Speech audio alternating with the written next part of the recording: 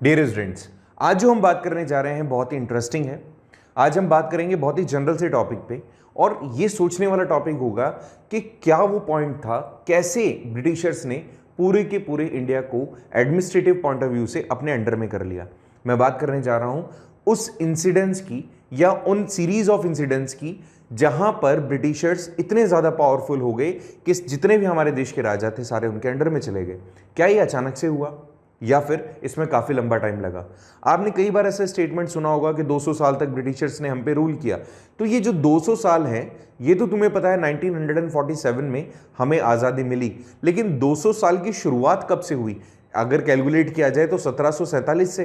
तो ये 1747, 1757, 1747, 1757 के बीच का ये जो टाइम था, ये कैसे ब्रिटिशर्स को पूरी की पूरी अथॉरिटीज दे देता है, ये हमारा आज का सवाल है। ठीक है, ऑलरेडी आपको हमारे जो चैनल पे बहुत सारे ऐसे वीडियोस हैं जिस पे आपने इन सब चीज़ों के बारे में पहले से जान लिया है। ऑलरेडी अभी हमारे एंटी जो सीरीज चल रही है एसएसटी के पॉइंट ऑफ व्यू से, उसमें हमने ऐसी ही सीरीज चलाई जिसमें हमने अलग अलग वॉर्स के बारे में बात की। ऑलरेडी वीडियो अपलोडेड है, आप जाके देखिएगा ज़रूर से। तो कर्नाटिक वॉर की जब हम बात कर रहे हैं तो यहां पर यह जानना जरूरी है कि कर्नाटिक वॉर कैसे इससे रिलेटेड है। तो थोड़ा सा मैं पहले ब्रीफ करता हूं, फिर इसको डिटेल में आपको समझाने की कोशिश करूंगा। कर्नाटिक का मतलब यहां पे एक पर्टिकुलर रीजन से है, एक जगह से है। वहां पर जो वॉर्स हुई, उन वॉर की सीरीज को हमने कर्नाटिक वॉर्स कहा। बेसिकली 3 वॉर हुई। ठीक है, अच्छा एक चीज और समझना जरूरी है, केवल ब्रिटिशर्स ही नहीं थे जिनका भारत को लेकर के बहुत ही ज़्यादा जो मतलब आशावादी थे। ठीक है, they were actually the rest of the countries, rest of the Europe were thinking, Britain के अलावा, कि वो लोग ये चाह रहे थे कि उनकी पावर भारत में एस्टेब्लिश हो, क्योंकि भारत के पास में बहुत अपॉर्चुनिटीज थी ट्रेड पॉइंट ऑफ व्यू से। एवरीवन वांटेड कि कैसे भी उनको यहाँ पे पावर मिल जाए। ठीक है, तो बहुत सारे ब्रिटिश कंपनीज यहाँ आई, बहुत सारी यूरोपियन कंपनीज यहाँ आई एंड दे इनिशिएटेड कि अब भारत के अंदर उनका पावर एस्टेब्लिश हो जाना चाहिए। इसी चीज़ के लिए उनके बीच में वॉर्स भी हुए। इसमें फ्रांस सबसे ज़्यादा प्रोमिनेंट था। किसके अगेंस्ट? ब्रिटेन के अगेंस्ट में। तो फ्रांस और ब्रिटेन के बीच में जो वॉर हुई उसको कर्नाटिक वॉर कहा हमने। ठीक है, इतना सा समझ लो। अच्छा, ये तो बात मैंने बहुत आगे पहुंचा दी।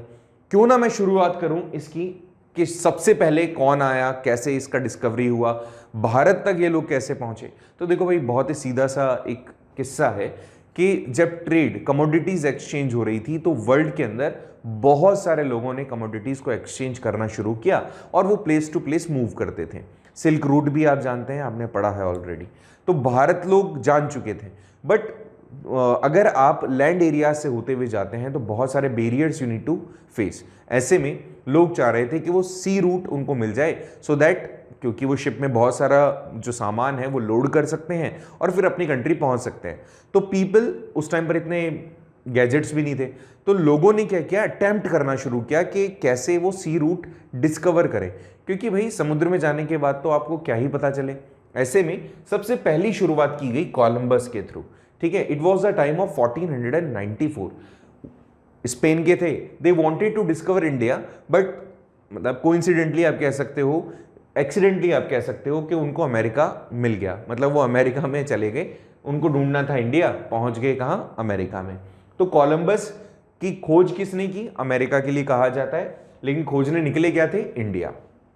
ये तो पहला अटेम्प्ट, ये फेल हो गए। दूसरी बार वास्को डी गामा, जो कि पोर्तुगाल से थे, पोर्तुगी थे, it was actually he was attempted to discover India in the year 1498, but ये जो अटेम्प्ट था ना, ये पहले वाला अटेम्प्ट की जैसे सक्सेसफुल मतलब अनसक्सेसफुल नहीं रहा। यहां पर इनको सक्सेस मिल गई और वो भारत के अंदर जो कलिकट है वहां पहुंच गए। अब कलिकट पहुंचने के लिए उन्होंने जो रूट फाइंड किया ना, दैट रूट वॉज कमिंग और हैविंग फ्रॉम द और वाया अफ्रीका। अफ्रीका में एक जगह पड़ती है जिसको कहते हैं cap of good hope. Cap of good hope क्या है? जो अफ्रीकन कॉन्टिनेंट है, अफ्रीकन कॉन्टिनेंट का मतलब, ये थोड़ा सा एक मिनट इसको बना के दिखाता हूं। जो अफ्रीकन कॉन्टिनेंट है, इसका जो सदर्न मोस्ट पॉइंट है उसको कहा जाता है the cap of good hope, one of the southern most point of African continent. ठीक है, यहां पर जब इनको इस तरह का सी रूट मिल गया, इन्होंने दूसरों को बताया। काफी ज्यादा इनका जो पहला ट्रेड था ना, काफ़ी काफ़ी ज़्यादा मुनाफे वाला था। तो जब वास्को डी गामा यहाँ से कमोडिटीज़ लेके जाते हैं, यूरोप में बेचते हैं, तो उनको बहुत ज़्यादा मुनाफा होता है। इसी चीज़ को नोट किया जाता है और दूसरे जितने भी लोग थे वो इंडिया की तरफ अट्रैक्ट हो जाते हैं। This was one of the first person, one of the people who actually came from the Europe in India by the sea route. ये अटैम्प्ट रहे इनिशियली, जो सबसे पहली बार लोगों ने ट्राई किया भारत में आने के लिए, तो ये वो अटैम्प्ट थे। होपफुली ये चीज़ तुम्हें समझ में आ गई होगी।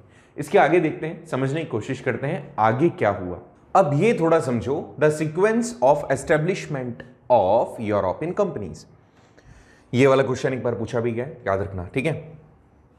तो यहां पर थोड़ा सा आपको समझ में आना चाहिए कि सबसे पहली बार ब्रिटिशर यहां नहीं आए थे, यहां पर आए थे Portuguese. It was a time of 1498। Vasco D gamma हमने सबसे पहली बार बात की।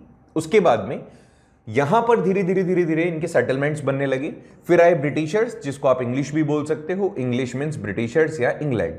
इसके बाद में आए डच, इसके बाद में दानिश एंड इसके बाद में आए फ्रेंच। ये जो डैनिश है ये बेसिकली डेनमार्क से रिलेटेड है, ठीक है। तो यहां पर याद रखें ये इनका सीक्वेंस है, ये साल है। मैंने आपको ऑलरेडी बताया कि सबसे पहली बार 1599 में, और ऑफिशियली जब ये एस्टेब्लिशमेंट हुआ तो that was established with the name of East India Company in 1600, and after that the Dutch companies actually established themselves in the 1602. Then after Danish 1616 and the French 1664, ठीक है। अब इनका मेन पर्पस क्या था आने का, तो they just wanted to do trade with cotton, handicraft and spices. इसके अलावा भी बहुत सारी चीजें थी जिनके कारण से ब्रिटिशर्स हमारे यहां पर ट्रेड करते थे, बट दीज आर प्रोमिनेंट और इंपॉर्टेंट, ठीक है। इनिशियल में तो यही था। अच्छा, अब सुनना एक अच्छी मजेदार बात। हम सभी जानते हैं कि India was consider as the golden sparrow, सोने की चिड़िया। हमारे यहाँ पर जितने भी लोग थे ना, ये सारे लोग यहाँ आते थे, सामान खरीदते थे और जाते थे। उस टाइम तक इनकी जो करेंसी थी हमारे लिए किसी काम की नहीं थी, और हमारे यहाँ पर जो ट्रेड होता था वो ट्रेड होता था गोल्ड में, ओके। सो इनिशियल स्टेज में ये सारे लोग हमारे यहां पर खरीदने आ रहे हैं, तो यहां पर से कमोडिटीज लेके जाते थे, बदले में हमें देते थे गोल्ड। तो अल्टीमेटली हमारे यहां पर जितने भी मर्चेंट्स थे उन सभी के पास में गोल्ड काफी ज्यादा हो गया था। एंड यहां पे जो कमोडिटीज थी हमारे लिए तो वैसे भी एक्स्ट्रा में ही थी, और हमारे को जो पैसे मिलते थे हालांकि फिर भी बहुत कम मिलते थे, बट फिर भी उसके अलावा भी जो सरप्लस हमारा प्रोडक्ट जो भी होता था वो हम इनको दे दिया करते थे।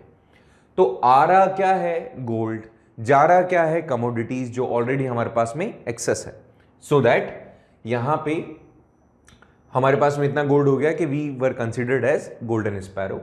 यहां पे जब इतना सब कुछ हुआ, जब प्रॉफिट होने लगा हमें, तो इन कंपनीज के बीच में, क्योंकि हम तो कहीं स्टैंड ही नहीं करते थे, तो इन कंपनीज के बीच में ट्रेड कॉन्फ्लिक्ट्स होना शुरू हो गए।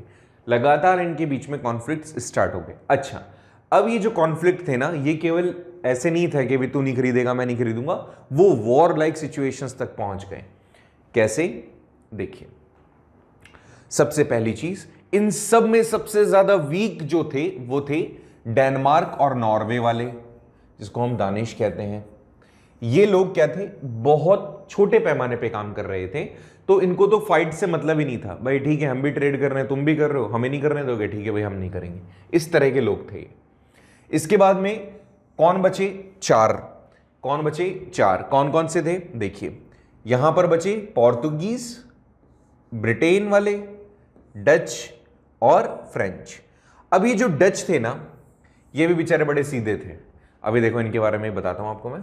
यहां पर देखो, सबसे पहले ब्रिटिश, अब सबसे इनका दिमाग देखना कितना तेज लगा रहे हैं ब्रिटेन वाले, कि ब्रिटेन का जो किंग था चार्ल्स सेकंड, तो ब्रिटेन के चार्ल्स सेकंड ने क्या किया, कैटरीना से शादी कर ली। ये कौन थे, ये थे जॉन फोर्थ की डॉटर। कैटरीना जॉन फोर्थ की डॉटर थी।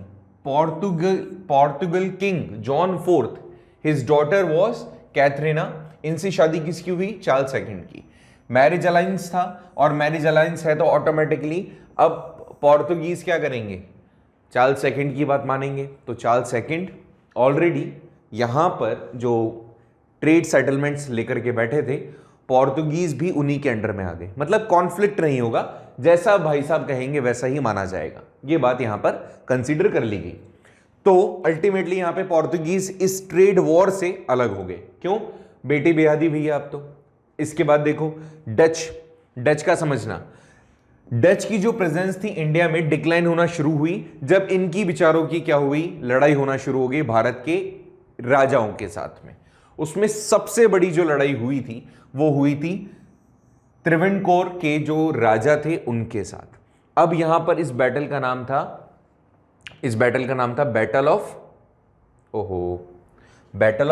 कुलाचल। बैटल ऑफ कुलाचल जो कि 10 अगस्त 1741 के अंदर हुई थी। इसके अंदर जो राजा थे मार्थंड वर्मा, तो मार्थंड वर्मा ये जीत गए और किसको हरा दिया गया? डच कंपनी को, डच ईस्ट इंडियन कंपनी को।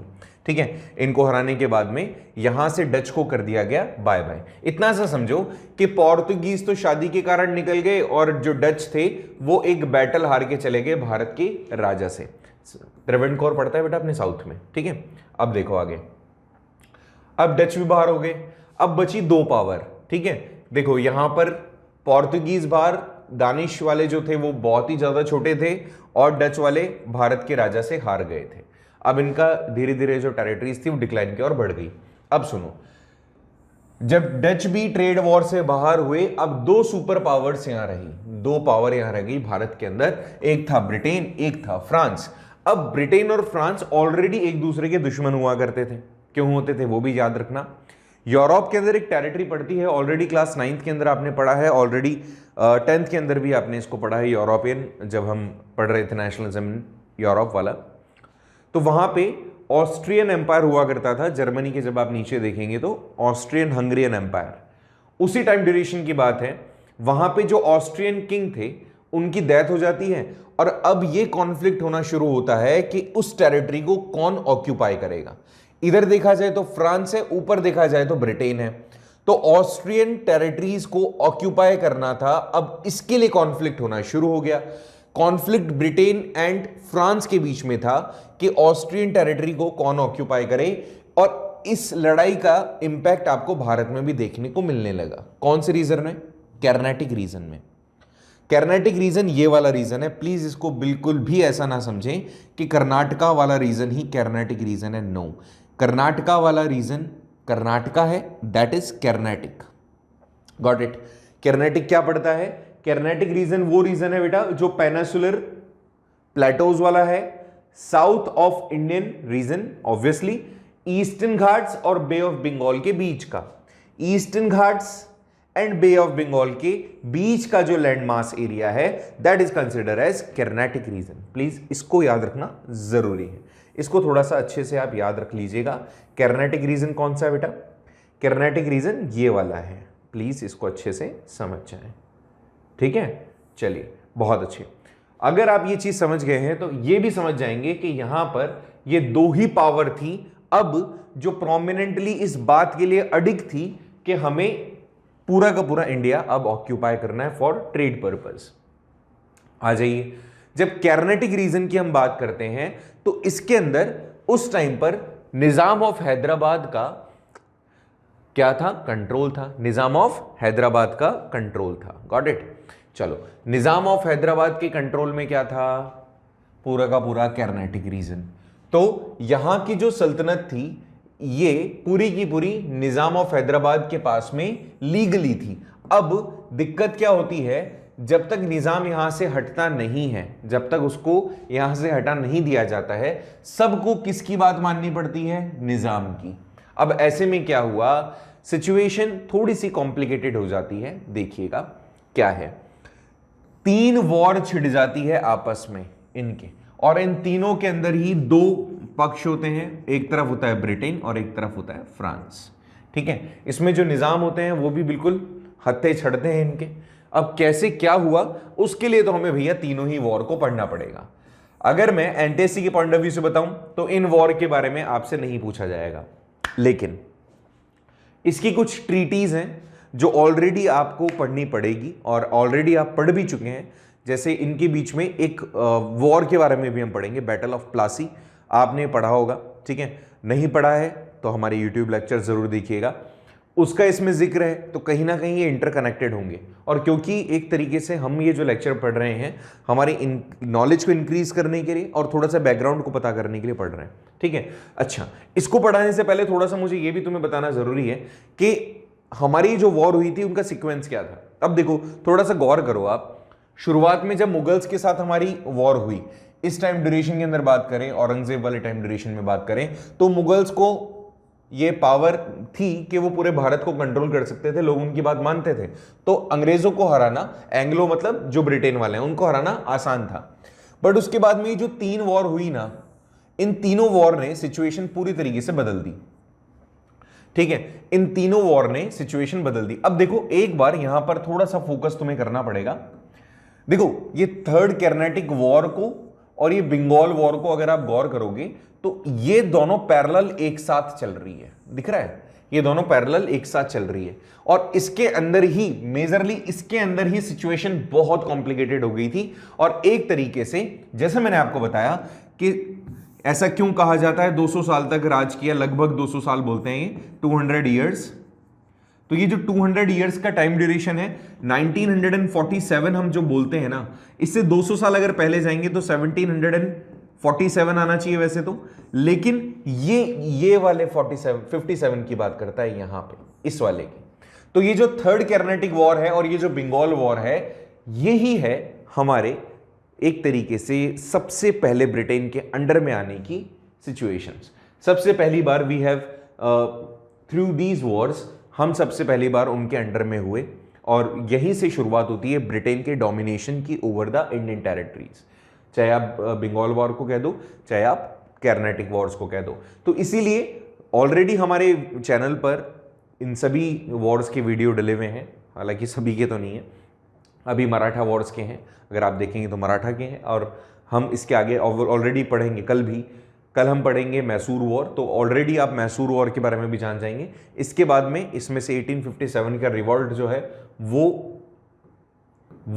काफी सारे क्वेश्चंस को अपने साथ में लेकर आता है। सिख वॉर भी पढ़ेंगे, ये सारी वॉर्स हम 1 बाय 1 पढ़ने वाले हैं, ठीक है। सो कर्नाटिक वॉर्स आज हम देख रहे हैं, बहुत ही छोटे तरीके से बताऊंगा रीजन क्या है, क्योंकि क्वेश्चन इसमें से आपके आएंगे नहीं, लेकिन जो आपको कनेक्ट कर सकते हैं, जो आपके लिए इंपॉर्टेंट है, will try to teach about it. So shall we start.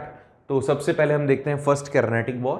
First Carnatic war का टाइम ड्यूरेशन आपको याद रखना है, इट वॉज 1747 to 48। ज्यादा लंबी नहीं चली थी वॉर, लेकिन क्यों हुई थी उसको मैं यहां पे शॉर्ट में समझाने की कोशिश करता हूं। देखो, यहां पे सबसे पहले तो ये समझो, जो बड़े राइवलरीज हैं वो ब्रिटेन और फ्रांस ही बचे हैं अभी, ठीक है, पहले तो ये दिमाग में रख लेना। अब देखो क्या हुआ कि जब 18th सेंचुरी की बात कर रहे हैं हम, तो 18th सेंचुरी में जो भी कोरोमंडल कोस्ट वाला रीजन है, तो जितने भी कोस्टल प्लेन्स थे वही ट्रेड के काम आते थे। तो जो कोरोमंडल है वो एरिया कर्नाटिक कहलाता है, ऑलरेडी मैंने मैप में आपको बताया, और निजाम उसका एक तरीके से ओनर होता है, ठीक है। अब देखो, यहां पर 2 शब्द हम यूज करने वाले हैं। द फर्स्ट वन इज निजाम और दूसरा है नवाब। आपने अभी भी ये सुना होगा। तो निजाम क्या होता है? निजाम एक तरीके से हाईएस्ट अथॉरिटीज होती हैं, निजाम एक हाईएस्ट अथॉरिटी होती है एडमिनिस्ट्रेशन की। और नवाब क्या होता है? नवाब एक हाईएस्ट अथॉरिटी होती है किसी रीजन की। जैसे अगर मैं आपको ऐसे समझाऊं तो मान लीजिए निजाम क्या होगा? निजाम तो यहां पर अपन कह सकते हैं रूलर हो गया, ठीक है। और नवाब क्या हो गया? नवाब गवर्नर हो गया, ठीक है। नवाब क्या हो गया? गवर्नर। तो यहां पे जो नवाब थे वो नवाब तो थे अनवरुद्दीन, ठीक है, अनवरुद्दीन, मोहम्मद अनवरुद्दीन। और जो निजाम थे, Nizam was the head of the Hyderabad territory. अब ये हैदराबाद टेरिटरी ऑलरेडी हम पढ़ चुके हैं कि कर्नाटिक रीजन को पूरा ऑक्यूपाई किए हुए है, बट इसमें जो छोटी छोटी जगह है, जैसे आरकोट का नाम सुनेंगे इसमें आप, उस पर नवाब का रूल हुआ करता था, ठीक है। अब इसमें ये जो पर्सन है ना, ये बहुत इंपॉर्टेंट है। अब देखो क्या होता है, यहां पे इस एरिया में फ्रांस की जो पावर थी थोड़ी सी कमजोर थी। तो फ्रांस की पावर कमजोर होने के चक्कर में यहां पे ब्रिटिश गवर्नर जनरल बार्नेट ने क्या किया, उनके कुछ शिप्स को, जो ट्रेड शिप्स थे, उन शिप्स को अपने अंडर में कर लिया, सबसे पहले शुरुआत अगर की जाए, अगर ये देखें कि सबसे पहले लड़ाई की शुरुआत किसने की, तो ब्रिटेन ने की। क्यों? क्योंकि भैया वो जानते थे कि फ्रांस की जो पावर है वो कमजोर है, वो फ्रांस वाले कमजोर हैं। तो ऐसे में उन्होंने सबसे पहले जो बैरनेट थे, इन्होंने क्या किया, या बार्नेट कह दो, तो बार्नेट ने क्या किया, फ्रांस के शिप्स को एक तरीके से अपने अंडर में कर लिया, कुछ शिप्स को। इससे फ्रांस नाराज हुआ। फ्रांस ने यहां के जो नवाब थे, नवाब से रिक्वेस्ट की कि भैया ऐसा इन्होंने किया है और आप हमारी मदद करो, हमारे शिप वापस से दो। तो इनके शिप वापस से दिए जा सकें, इसके लिए नवाब ने उनसे रिक्वेस्ट की ब्रिटेन से। अब देखो आगे क्या हुआ। तो जो फ्रेंच गवर्नर थे जिनका नाम था ड्यूप्ले, इन्होंने क्या किया, अपील करी नवाब से कि भैया हमारे शिप वापस करवाओ। इन्होंने उनको कहा, ब्रिटेन वालों को। कोई रिजल्ट नहीं निकला। अब जब रिजल्ट नहीं निकला तो रिवेंज के चक्कर में, थोड़ा सा गुस्से के चक्कर में, बदला लेने की चाह से जो ड्यूप्ले थे, ड्यूप्ले ने भी मद्रास को कैप्चर कर लिया। और मद्रास क्योंकि ब्रिटिश पोजेशन में था, तो यहां पर ब्रिटिशर्स और जो फ्रेंच थे उनके बीच में थोड़ा सा कॉन्फ्लिक्ट हो गया। क्यों? क्योंकि भाई तुमने पहले हमारी टेरिटरी, तो फिर हम भी तो बदला लेंगे। तो इसी भावना के साथ जो ड्यूप्ले थे, उन्होंने फ्रेंच पोजेशन वाला एरिया मद्रास या फिर सेंट जॉर्ज फोर्ट, उसको अपने कब्जे में कर लिया। अब बात सुनना, यहां पर ये जितनी भी टेरिटरीज थी ना, इसमें सबसे पहले जितने भी कंपनीज यहां आती थी तो एक ही काम करती थी, फोर्टिफिकेशन। फोर्टिफिकेशन क्या होता था, जहां जहां पर वो होते थे अपने अपने फोर्ट बना लेते थे। फोर्ट बनाने का बहुत बड़ा बेनिफिट था, स्टोर भी कर सकते थे, ट्रूप्स भी रख सकते थे, अपनी वेल्थ भी वहां पर, असेट्स भी क्रिएट कर सकते थे। तो ये फोर्टिफिकेशन करते थे। तो ऐसा ही फोर्ट था Saint George fort, Britain possession में था। उसको कौन ऑक्यूपाई कर लेता है? ड्यूप्ले। ड्यूप्ले कौन थे? Governor general of France. तो यहां पर क्या होता है, शुरुआत से देखो 18th सेंचुरी के अंदर कर्नाटिक रीजन पे इनकी नजरें आती है, नजरें गिरती है। ब्रिटेन वाले अपनी टेरिटरी वहां बढ़ाने के चक्कर में फ्रांस के कुछ शिप्स को अपने पास में ले लेते हैं, अपने अंडर में ले लेते हैं। फ्रांस वाले नाराज हो जाते हैं और ऐसे में उसी का रिवेंज लेने के लिए वो भी सेंट जॉर्ज फोर्ट को अपने कब्जे में कर लेते हैं। जब ऐसा कुछ हुआ ना, तो ब्रिटिशर्स बहुत नाराज हुए। ब्रिटिशर्स ने डिमांड की किससे? वहां के नवाब से। और नवाब से क्या रिक्वेस्ट की कि भैया हमारा जो टेरिटरीज इनके पास गया है वो हमें वापस से लौटाया जाए। तो ड्यूप्ले से जब नवाब ने बोला कि भैया इनकी टेरिटरीज को वापस से लौटा दिया जाए और लौटा दो, तो ड्यूप्ले ने क्या बोला कि भैया तुमने हमारी टेरिटरी लौटाई थी क्या?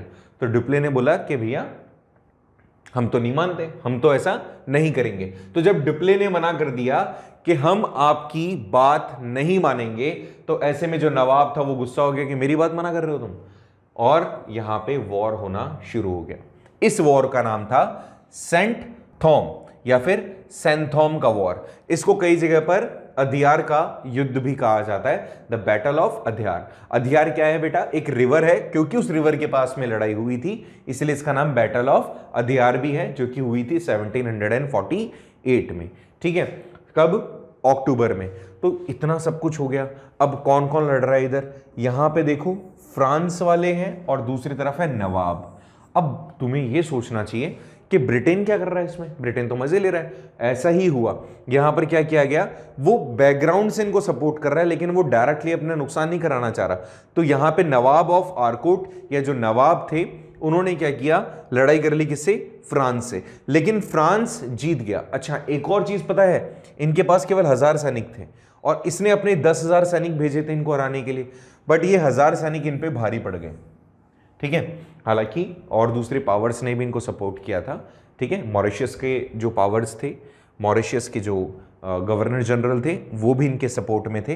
तो ऐसे में ये लोग जीत गए। लेकिन हालांकि ये बहुत चैलेंजिंग था कि 10,000 लोगों को 1000 लोगों ने मिलकर के ही हरा दिया। एंड फाइनली ये जो सेंथम का वॉर था उसके अंदर कौन जीते? फ्रांस वाले जीत गए। अब जब फ्रांस वाले जीत गए, मतलब ड्यूप्ले जब जीत गए, तो उनका जो कॉन्फिडेंस था पीक पर पहुंच गया। अब ये तो भैया चैलेंज करने लग गए बात बात पे। ये बोलने लग गए कि कैसे आप, अब देखो आगे हम क्या क्या जीत जाएंगे।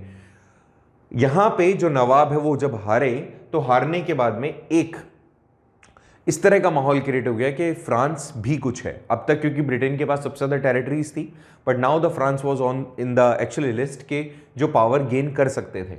फाइनली इनकी ये जो वॉर होती है उसको एंड मिल जाता है, क्योंकि जहां से पहले ये वॉर शुरू हुई थी, मतलब ऑस्ट्रियन वॉर जो थी ये ऑस्ट्रियन वॉर जो हो रही थी और यूरोप में इन दोनों को राइवलरीज बना दिया था, किन किन को, ब्रिटेन एंड फ्रांस को।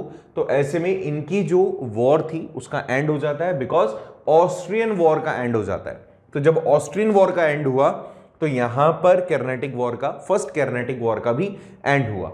अब इसमें जो ट्रीटी साइन की गई थी that was the treaty of Aix la Chapelle, ठीक है, शैपेल भी कह सकते हैं। तो ऐसे में द ट्रीटी ऑफ एक्स-ला-शैपले या शैपेल, इस ट्रीटी को साइन किया गया and that was the end of the first Carnatic war. इतना ही याद रखना है। लेकिन हुआ क्या क्या था इसमें?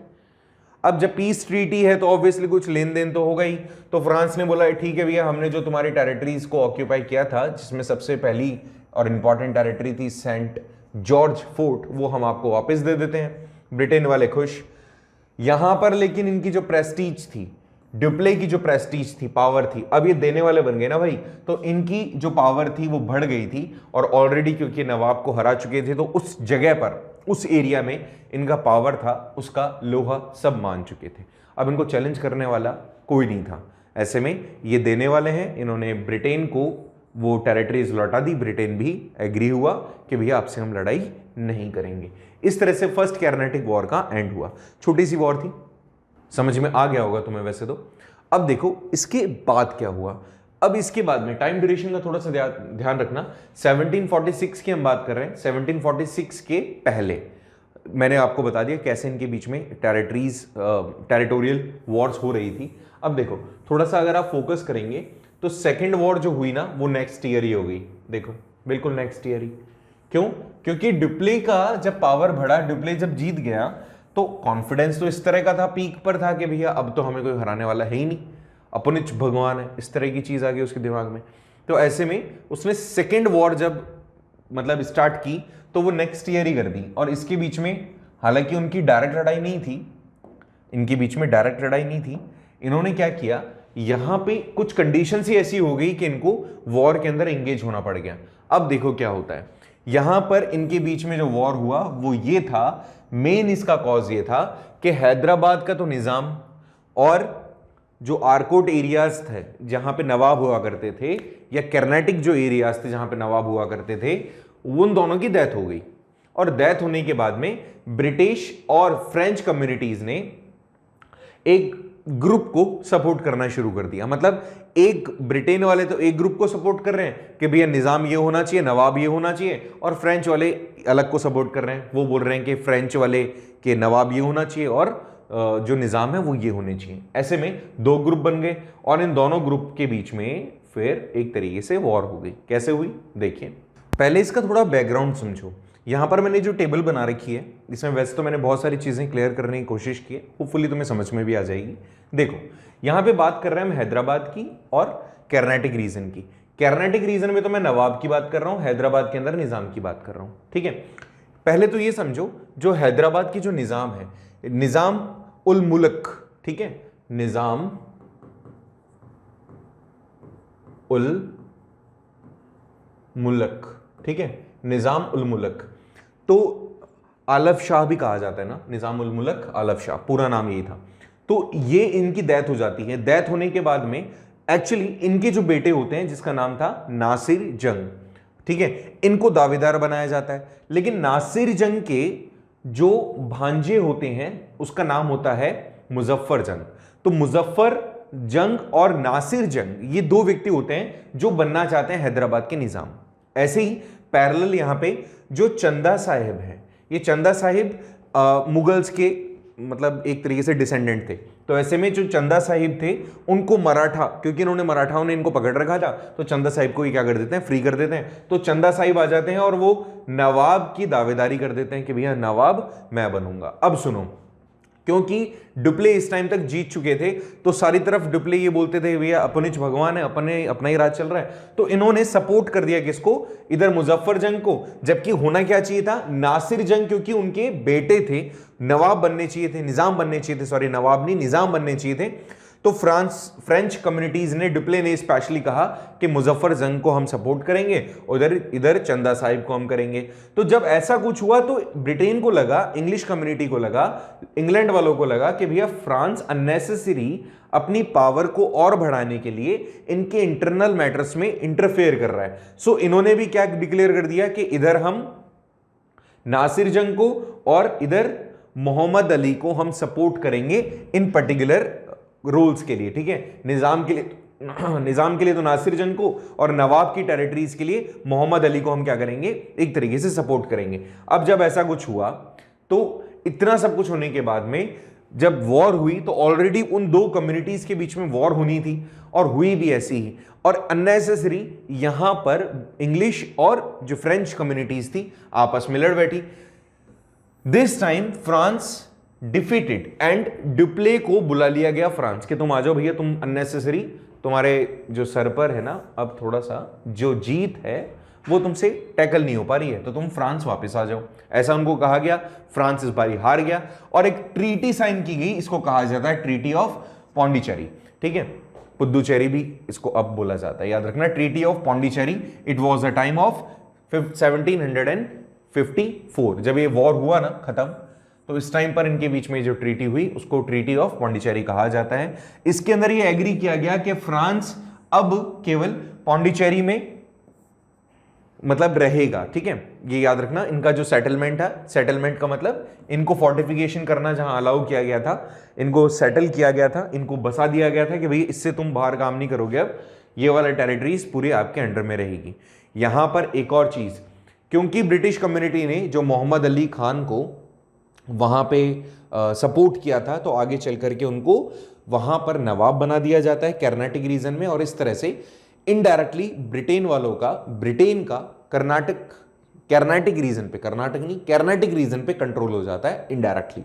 सो क्योंकि यहां पर मोहम्मद अली को सपोर्ट किया था और वहां पे नासिर जंग को सपोर्ट किया था, तो ऐसे में दोनों ही तरफ निजाम ऑफ हैदराबाद एंड जो कर्नाटक रीजन पे मोहम्मद अली थे वो एक तरीके से पपेट बन जाते हैं ब्रिटेन के। और इस तरह से पहली बार अब ऐसा होता है कि ब्रिटेन को सपोर्ट मिल रहा होता है डायरेक्टली नवाब ऑफ हैदराबाद का और निजाम ऑफ हैदराबाद का और नवाब ऑफ कर्नाटक रीजन का, ठीक है। मेरे हिसाब से यहां तक समझ में आ गया होगा। ऐसे ही आगे क्या होता है, अब देखो यहां पे लास्ट अटेम्प्ट करने की कोशिश करता है फ्रांस। कैसे करता है, देखो भाई, यहां पे यूरोप के अंदर फिर से इनके बीच में लड़ाई शुरू हो जाती है, ब्रिटेन एंड फ्रांस के बीच में। ये जो टाइम ड्यूरेशन था ये 57 का था। यहां पे इंग्लैंड और फ्रांस के बीच में वापस से यूरोप में लड़ाई होगी। बैटल ऑफ प्लासी ऑलरेडी यहां पर हो चुकी थी। बैटल ऑफ प्लासी में, क्योंकि तुम जानते हो कि ब्रिटिश कम्युनिटी ने सिराजुद्दौला को हराया, मीर जाफर, मीर कासिम, इन सब को वहां पे कॉन्टिन्यूसली धीरे धीरे अपने अंडर में रखते हुए अल्टीमेटली जो बंगाल वाला रीजन था वो ये जीत चुके थे। अब जब बंगाल के अंदर वो जीत गए तो वहां पे क्या था, चंदन नगर जगह थी। अभी चंदन नगर किसके अंडर में आती थी, फ्रांस के अंडर में आती थी। बंगाल के अंदर क्योंकि वो जीत चुके थे तो इन्होंने क्या कर लिया, ऑक्यूपाई कर लिया फ्रेंच कम्युनिटी की टेरिटरी को। तो फ्रेंच टेरिटरी को, चंदन नगर को जब इन्होंने ऑक्यूपाई किया तो फ्रांस वालों को बड़ा धक्का लगा। उन्होंने बोला हमने तो टेरिटरी तुम्हारे साथ ट्रीटी साइन कर रखी है, पीस ट्रीटी, आप हमारी जगह नहीं ले सकते हो। लेकिन भैया ये किसकी सुनने वाले थे। तो यहां पर जो फ्रेंच कम्युनिटी थी उनके जो नए गवर्नर जनरल थे काउंट दे लेले, इन्होंने क्या किया, सेंट जॉर्ज फोर्ट जो फर्स्ट ट्रीटी में इन्होंने ऑक्यूपाई किया था और वापस से रिटर्न कर दिया था, इन्होंने वापस से उस पर अटैक करके इसको रीऑक्यूपाइड कर लिया। अब ये एक तरीके से खुला चैलेंज था कि भैया अब हम लड़ना चाहते हैं आपसे, लेट्स कम। तो ऐसे में इन्होंने मद्रास को भी ऑक्यूपाई किया, ये वही मद्रास वाला फोर्टिफिकेशन था, ठीक है। अब यहां पर क्या हुआ, इन्होंने डिफीट किया और यहां पे अब समझना, जब लड़ाई होना शुरू हुई, अब लड़ाई होने के बाद में जो इंग्लिश कम्युनिटी थी, इंग्लिश टेरिटरीज थी, इंग्लिश गवर्नर जनरल जो थे, उन्होंने क्या किया, उन्होंने इनको हरा दिया। और हारने के बाद में ऑब्वियसली पहले एक बैटल हुई, उस बैटल का नाम था वंडी वॉश।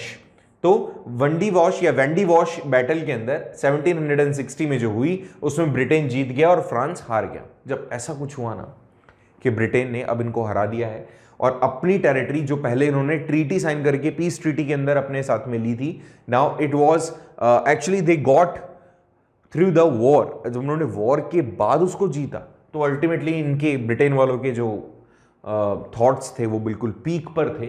नाउ फ्रांस को इनको धूल चटाना था क्योंकि ऑलरेडी पहले बहुत सारी लड़ाइयों का बदला लेना था। अब इन्होंने फ्रांस को हराने के बाद इनके पास में जितने भी पोजेशंस थे उन सभी पोजेशंस को इन्होंने ले लिया। ऑलरेडी इन्होंने जो पौंडीचेरी के अंदर एक ट्रीटी साइन की थी, ट्रीटी ऑफ पौंडीचेरी, उसको भी इन्होंने खत्म कर दिया। और जितनी भी टेरिटरीज ऑलरेडी भारत के अंदर इनके पास में थी, भारत के नक्शे में जितनी भी टेरिटरीज फ्रांस अपने पास रखता था उनको भी इन्होंने वापस से रिवर्ट कर लिया। यहां पर वॉर एंड हो जाती है ट्रीटी ऑफ पेरिस के साथ में। पेरिस के अंदर ट्रीटी साइन की जाती है 1763 में और यहां पर यह कहा जाता है कि भैया देखो तुम्हें ट्रेड करनी है तो ट्रेड करो, अब से एडमिनिस्ट्रेटिव कंट्रोल तुम्हारे हाथ में नहीं रहेगा। यहां पे क्योंकि लड़ाई कहां से शुरू हुई, बंगाल से शुरू हुई, तो बंगाल का जो चंदन नगर था वो और जो पौंडीचेरी का रीजन था उसको इनको वापस से दे दिया गया, लेकिन कहा गया कि आप यहां पे फोर्टिफाई नहीं करेंगे इसको, मतलब आप फोर्ट नहीं बनाएंगे, सेटलमेंट एस्टेब्लिश नहीं करेंगे, यहां पे कोई ट्रूप्स आप नहीं रखेंगे, आप केवल यहां पे ट्रेड करेंगे और ट्रेड करना ही आपका काम होना चाहिए। अब आप यहां पे कोई भी एडमिनिस्ट्रेटिव एक्टिविटीज नहीं करेंगे, ये बात कह दी गई ब्रिटेन की तरफ से फ्रेंच कम्युनिटी को। And French were actually they had no option कि वो मना कर सकें। देन फाइनली ब्रिटेन ने सभी को हराते हुए, स्पेशली फ्रांस जो उनका एक बहुत ही ज्यादा तगड़ा ओपोनेंट था, उसको हराते हुए इन्होंने पूरे के पूरे टेरिटरीज को अपने अंडर में कर लिया। और इस तरह से हमने ये देखा कि ब्रिटेन ने कैसे अपनी पावर इंडिया में स्टैब्लिश की। ऐसा नहीं था कि केवल इनको हमारे भारत के राजाओं से लड़ना था, इनको और दूसरी सुपर पावर्स जो थी यूरोप की उनसे भी लड़ना था। एंड हमने अभी एग्जांपल्स पढ़ लिए इसके। अब इसके पैरेलल एक और कम्युनिटी के साथ में इनकी लड़ाई होगी, एक और टेरिटरी के अंदर इनकी लड़ाई होगी, मैसूर जो है उनके साथ, तो उसको पढ़ेंगे हम कल। होपफुली ये चीज़ तुम्हें समझ में आई होगी, कहीं अगर प्रॉब्लम है तो बताइएगा ज़रूर। हालांकि ये याद रखें आप कि जो क्वेश्चंस अभी हमने देखे हैं सबसे ज़्यादा डिटेल में है ना, ये चीज़ बहुत ज़्यादा डिटेल में थी, बट मैंने केवल वही चीज़ आपको कन्वे की है जो चीज़ एग्जाम पॉइंट ऑफ व्यू से इंपॉर्टेंट है स्टेज 1 और स्टेज 2 के लिए एनटीएससी के। होपफुली चीज़ समझ में आई होगी, हमारा प्रयास जो है वो आपको समझ में आ रहा होगा। उसमें उसके बावजूद भी अगर कहीं आपको प्रॉब्लम है तो आप ज़रूर से क्वेश्चन पूछिएगा। And we have already given you the chance कि आप टेलीग्राम चैनल के थ्रू, व्हाट्सएप के थ्रू या फिर और किसी दूसरे तरीके से you could actually contact to us and resolve your queries if you have. तो अगर आप कहीं प्रॉब्लम आती है तो बिंदास आप हमें कॉल कर दीजिएगा, मैसेज कर दीजिएगा।